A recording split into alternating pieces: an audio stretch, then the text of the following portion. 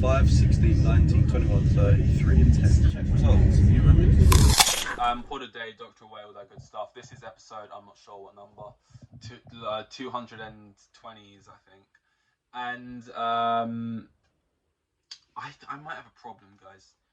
I might be becoming quite a jealous person, and I think I've been a jealous person, but I think jealousy is good if you use it in the right way. I think one of them is meant to be good and one of them is bad. Maybe I'm envious. Envious sounds evil, and I'm pretty sure that's like one of the sins, right, in the Bible. So surely it's not better. I feel like one of them is not bad and one of them is bad. Envy and jealousy, right? And it's like I don't wish bad things on people. And if I know people and something good happens to them and my life's going like shit, I'm still happy for them. So I don't feel like it's happening in a toxic way or anything. But like I feel like recently, within like the last year, like if you asked me a year ago, do you care about nepotism? I'd be one of those people who go, nah, not really. Well, it's like you probably shouldn't. But if they're good, then it's like whatever. But now I'm like nepotism's like a thing that's like all of a sudden, and I haven't had any personal experience recently where like nepotism has like taken a job away from me or something, or like, so it's not because of a personal thing that's happened. Maybe it's just aging. But like recently, I've just realized, no, nepotism is something that really annoys me. Or like industry plant stuff, and I don't actually know of a real industry plant as an example. I know people claim any upcoming person is an industry plant a lot of the time, but if it's happening relatively quickly.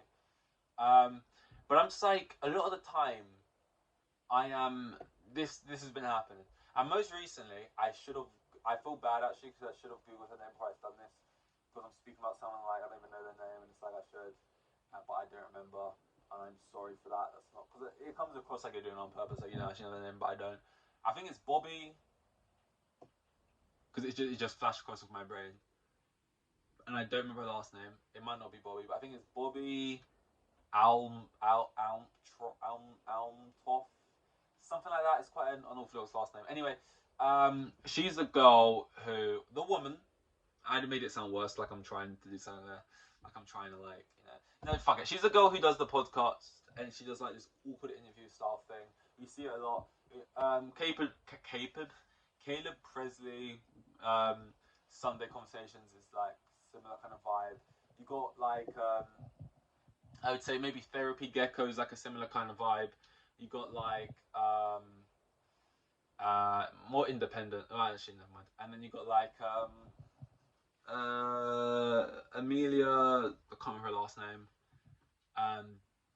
Yeah, it's too long. Too many syllables. Can't remember it.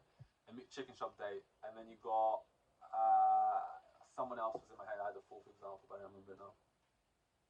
But the whole point is that some people say, oh, industry plant because she's kind of came out of nowhere. And I heard some people saying she's been doing this for like a few years though. And then I can't lie. Here's the thing. I'm like, I got to see what's going on here, because I won't lie. The interview style is something. I don't know, man. The people who are doing it the best, I think, is like Sunday and Chicken Shop Day and the Sunday Conversations, right? I'd say they probably do it the best, and that's why they get the most views for realistic. I think that's pretty fair. It doesn't always work out that way, but I think they do it the best. But even at that level, the highest level, it's just not something that maybe massively appeals to me, right? And I don't think she's hitting a similar level. But I'm like, okay, she's just an interview with Drake and Lil Yachty. But I don't think this is a thing where it's like I'm jealous of that situation, because I don't personally. It's not my goal in life to interview rappers or anything. I am kind of like you've just interviewed Drake and Lil Yachty, and I don't think any of the clips are particularly funny. That's just an opinion thing. I don't think she was. I don't know. I'm not trying to. This isn't a personal tag, although it's getting there.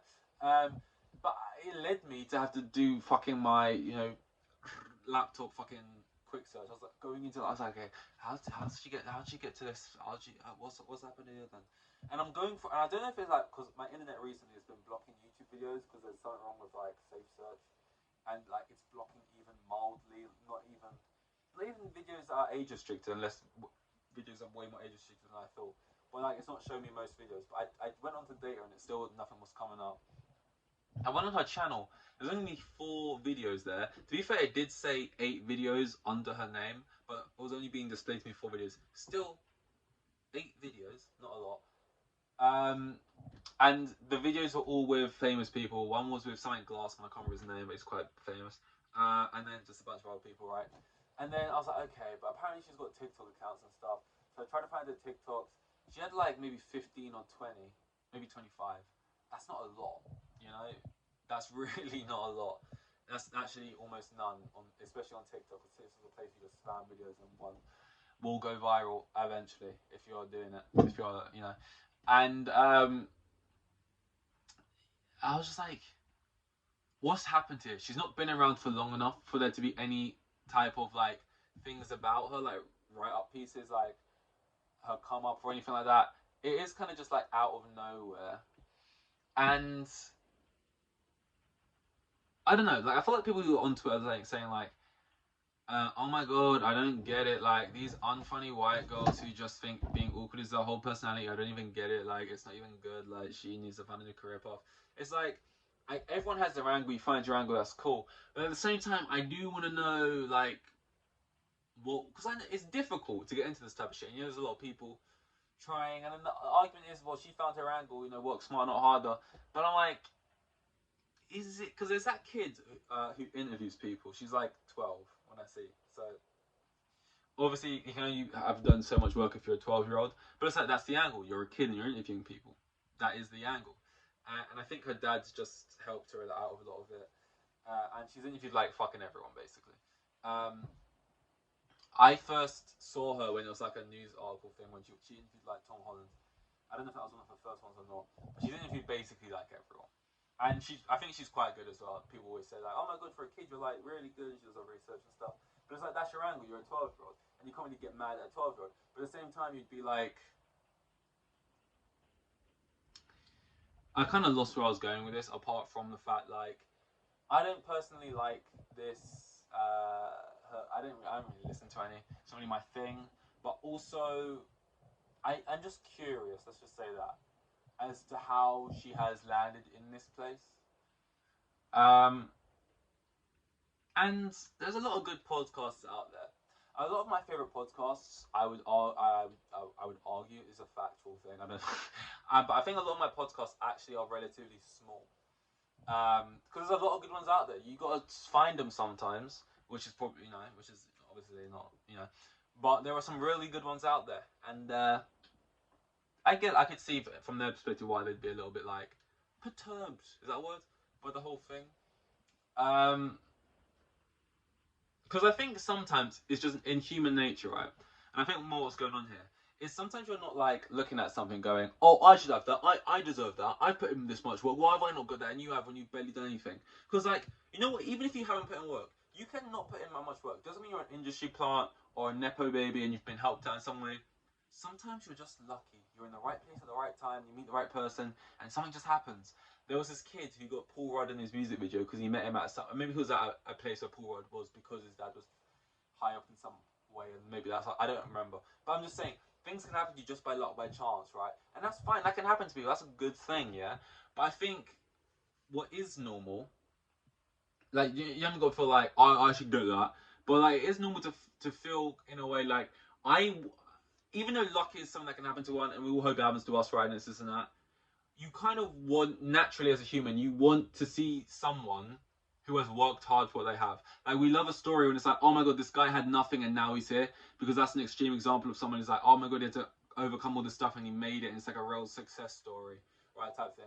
Like if like Michael Jordan or like LeBron James or Ronaldo or Neymar, well, as talented as they are, and they put in the same amount of work for the academy years and football clubs and whatever, but they got the opportunity in an easy way. They hadn't, they was like well off or whatever. It would just be, it's just less compelling, and just naturally as humans, we root for that less. And I think that's what's basically going on here. We see some white girl like interviewing Drake, and it's like, whether the interview was good or not, I think there'd be a group of people who are like, well, if she's only done it in 2 months, we're just not going to be that happy for you, because we're just like, sure, man. We want to see a bit of struggle. And I think that's just the cut of the rub. That's not a fucking... I think I completely made that up. There's a knife. I don't... Okay, I need to actually explain myself now, because this looks like a really dirty knife. And it's like, wow, you're cooking with this? No. I haven't cooked with this ever. When I bought this... I'm on the boat right now. When I bought this boat, this knife was like underneath the floorboards, basically. behind some boxes, and I've just never thrown it out since. There was also an axe, which is next to me there, and a machete, so that's cool. There wasn't blood on any of them, unfortunately, but I mean, it's just like, technically it's just a kitchen knife. I mean, it's a bigger knife than I'd have in my kitchen personally, but it's rusty and it kind of smells, and it could kill someone. A lot of things could. I mean, a battery could kill somebody. You know, your fist could kill someone if you hit them with it hard enough. So, but that would kill someone relatively easier than those two things I previously just said. I don't know what time it is. This has been a great way to, you know, speed things up towards the football that's on tonight, tomorrow morning, technically, against Newcastle United. That was awful. But because you know, like we'll circle it back. Wait, did I talk about football? I did 2 podcasts, one after the other. I don't know if I talked about football at the beginning of this one or the last one.